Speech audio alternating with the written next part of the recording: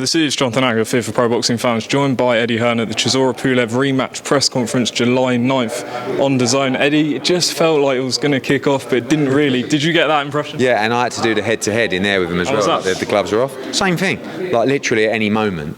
But they respect each other because they're both lunatics. You know, but it's going to get heated. I think Chisora made it clear that, you know, he believes he's going to win this fight by knockout, and Kubrat not so happy with that prediction. But I've never seen him so happy and so confident. So I think we're going to get a great fight.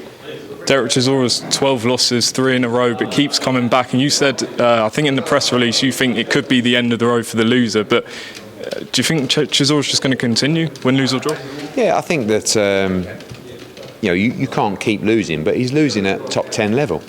But he needs to win this fight. You know, I think he's not going to have the opportunities to headline these great arenas and, you know, earn this type of money if he continues to lose. So, although he's fighting elite opposition, he must win this fight. And, you know, with them both being older, you know, more experienced, do you think it's just going to be go for the knockout within 4 rounds, for example? Yeah, I think that Pulev is a very smart fighter, upright European style, but Chisora's got to get inside and cause havoc. I think it'll be a dirty fight. I think it'll be a violent fight. And if Chisora can get on the inside, I think he's got a great chance. I want to run through a few quick topics because we've got limited time. Joshua Usyk reports in The Sun that he's close to joining Dazn. Is there any update on that? No, we'll announce that after the fight announcement, which will come very early next week. That's all done. Obviously, getting asked left, right and centre about Dazn and Joshua, and that he'll make the decision that he feels is best for his career, and we'll officially announce that in due course. But priority at the moment is to get the fight announcement made. Gennady Golovkin, Canelo, September 7th. You've announced any 17th. Sorry, any venue update? Yeah, that's also done, which we'll announce this week. There's a press tour at the end of next week, the San Antonio week in LA and New York, which will be announced in due course. And yeah, working on the undercard for that at the moment. Vegas the front runner? Yes. And Conor Benn, any update? I saw some people suggesting a fight with Igis Kavalauskas. Any update? Fight? Yeah, I mean, again, that's a trade fight, but a good trade fight. It's like the Avanesian fight. People in boxing know it, but outside not. So he's going to be in a big fight in September. It'll be a bigger fight than Kavalauskas, but he's ready now, ready to make that big jump.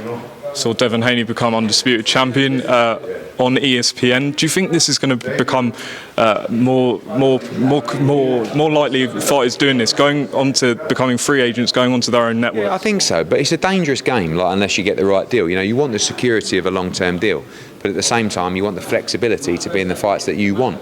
Canelo Alvarez, the best example of that. So we'll see, but you know, delighted for him. Random one, but in November obviously we've got the World Cup. Have you thought ahead to sort of how that's going to affect your shows? Does it stop in November? Look at that. I mean, obviously the broadcasters will look at the dates for the big games and say that we don't want to show there, we want to show there, and you always have to take that into account for a massive show. 2 quick ones. Lee Wood, any news on him? I spoke to him yesterday actually. We're waiting still from the WBA about the ruling for the split of that fight for the Santa Cruz fight. And if not, you know, if they don't want that fight, we need to move forward and get him scheduled in.